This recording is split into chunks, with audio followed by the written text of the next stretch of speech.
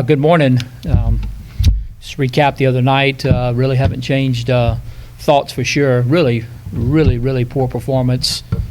Just not good at all. Starting with the coaches and just didn't do a good job at all. Didn't execute offensively again. Barely ran 40 plays again, just like the Army game. That's a huge problem. It's a huge problem on our defense when we don't sustain drives. It's also a huge problem on our defense when we don't get them off the field on third down, and that presents a problem offensively too because we're not getting the ball enough. So, I mean, both sides really work hand in hand.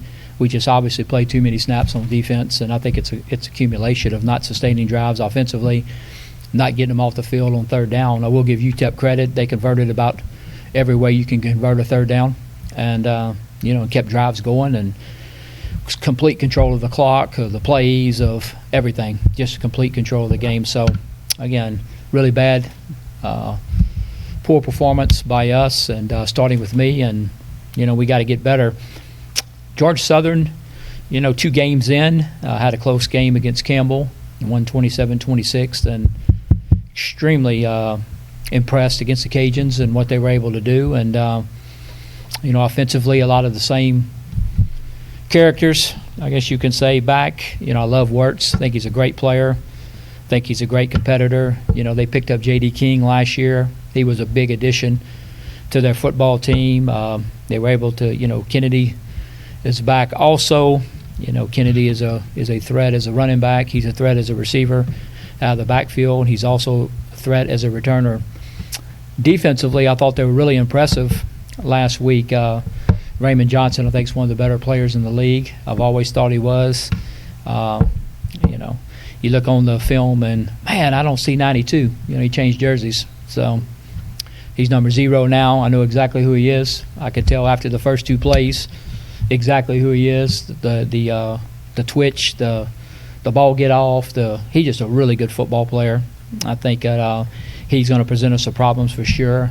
And I love their linebackers. The Sam is not back from last year, but the Mike and Will and what we call the drop are back. 36 reminds me a lot of a Travion Webster type. Just makes a bunch of plays. Very, very active.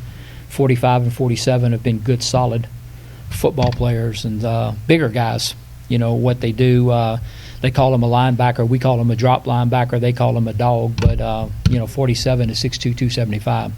So he's really a defensive end that can drop, I guess is a better description of it. So anyway, it'll be a tough game. To top all that off, too, Georgia Southern threw for 250 yards last week. So you have to defend that as well.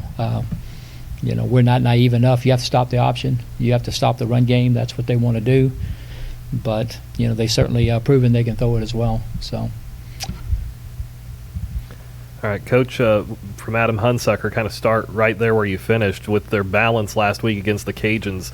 Does that make them a tougher team to stop? No question. I mean, they hit some balls early, and some of the throwing, which was impressive, very, very impressive, was later in the game too when they were behind, and they went basically down the field and scored throwing the ball, and tied the game up, and threw the ball on the 2-point conversion. Great play by Wirtz and the receiver. When you look at it, the touchdown pass was a great play and stuff. So it was really impressive. I mean, number one, to hold Lafayette in that situation, as good as their run game is, get the ball back, and then 2-minute drive down the field and throwing the football. I mean, that's impressive. I mean, to be able to see an option team do that. So, you've always had to respect the pass because Wirtz can throw it, but. It was interesting to see them in a 2-minute setting and execute so well. Once again, Adam Hunsucker with the News Star. What has made it so tough to get Josh Peterson the football so far? It's been tough really to get a bunch of people, the ball and stuff. So, we definitely had some targets his way. He's just hadn't really gotten it enough and hadn't gotten in the situations he needs to get it in. I was looking at him. He has 13 catches, in 3 games, so it's not like he hasn't caught it. But, I don't know. I just felt like we have some other opportunities, not just for him, but for other things, and we're just not getting it there. It could be a it's just accumulation of a bunch of things, starting with protection, going to finding the right guy, to making the throw, to making the catch, to all the things and stuff. Though there's certainly a lot going on. From Adam once again, has the staff looked at changes on the offensive line after 3 games? Yeah, we have. Well, we constantly have, and and it's kind of yes, we have. I'll put it that way. We're looking at different things, and we only had the ball, like I said, a little bit over 40 plays, but we did have 9 linemen that played in the game the other day. If I'm 9, yeah, Tyler Johnson played. Tyler Johnson played. Victor Cutler played. Evan Henry played. Hirsch played. And right at the end of the game, Connor Parsons got in too, so we actually played 10. But I'm talking about, we had 9 that actually played, and so we're trying to find the right combination of what works. And, I think it's frustrating too, because you look at it and spend a lot of time Saturday night and early Sunday morning really watching every player on the field. And, we're breaking down, but there's some guys that do really good things for 3 or 4 or 5 snaps, and then maybe don't do something so good for 1 snap, and so you want to highlight the missed blocks, or we get down in the red zone the first time and we had a lineman go the wrong way, and just cut a guy totally loose, got the wrong signal, 2, 3 instead of 2, and and it's a -5, and now now it's 3rd and 10 or whatever, so we got to throw it, then we throw the pick. It's just one of those things. However, the same guy that missed the assignment, I thought played pretty good football. I mean, when you look at it through the course of the I think 33, 34 snaps that he played, So, but it's frustrating. Adam, again here. Colby Suits played with a knee brace against UTEP. Where is he health-wise right now? I think he's fine. He practiced with it all week last week. We were wet-weathered all week, and indoors one day, and but he seemed to be okay.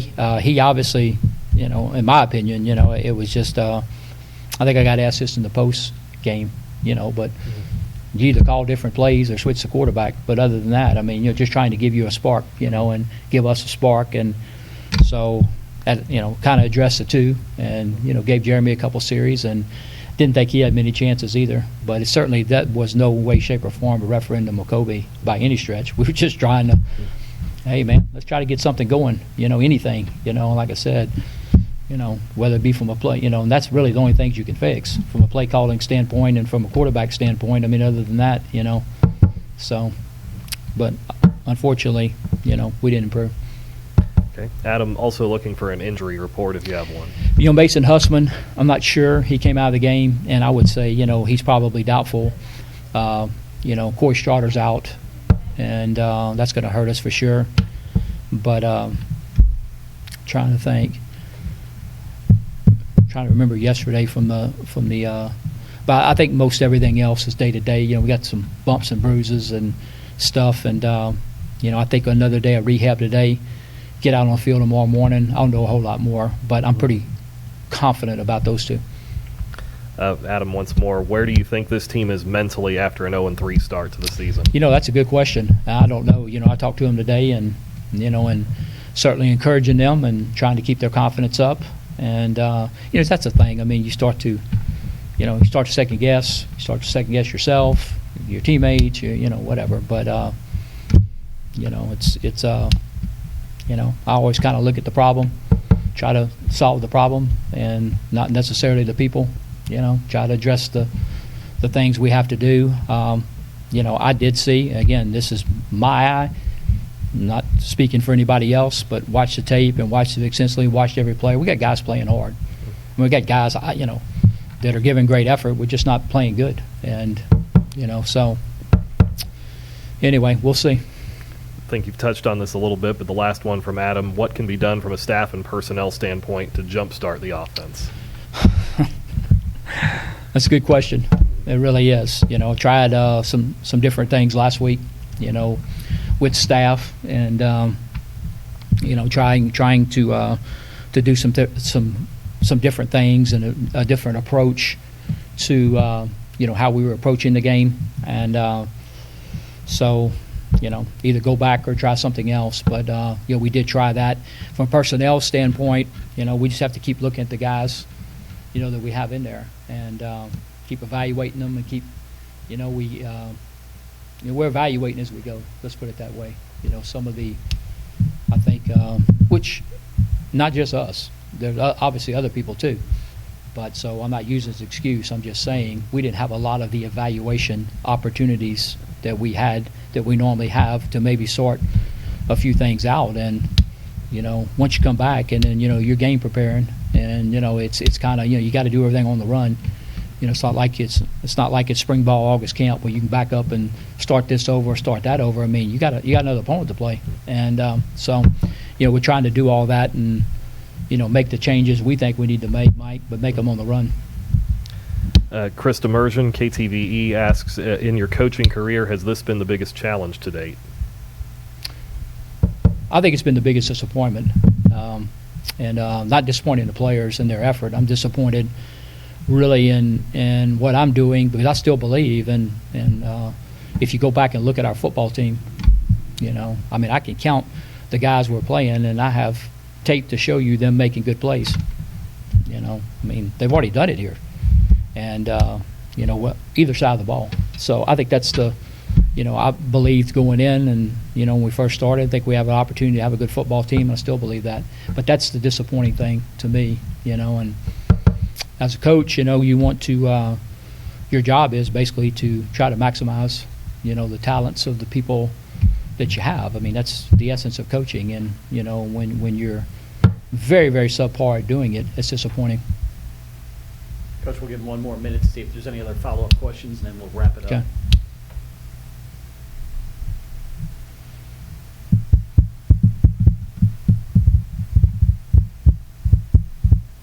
Coach, I think we're good. Thank you very much.